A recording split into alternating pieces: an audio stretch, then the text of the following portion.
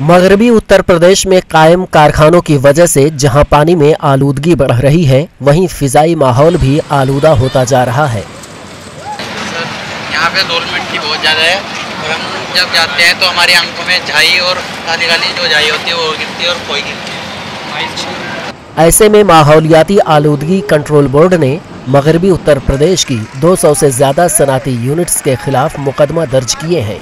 इनमें कई मुश्तरका सरकारी कारखाने जैसे चीनी मिल शामिल हैं। शुगर यूनिट गंगनौली, देवबंद, सहारनपुर, ये 9 इकाइयाँ हैं जिनके विरुद्ध मुकदमा प्रदूषण की कोर्ट में लखनऊ में दर्ज कराया गया है। इन फैक्ट्रियों में मुआयना के दौरान न सिर्फ बदउनवानी का पर्दाफाश हुआ, बल्कि कई तरह की और खामियां भी पाई गईं। के खिलाफ महकमा आलूदगी की इस बड़ी कार्रवाई के बाद से फैक्ट्री मालिकों में खलबली मची हुई है। ये मिल इस साइड से इधर जा रही है और आने जाने वाले व्यक्ति को दिक्कत हो रही है, इससे आंखों में गिरती है ये।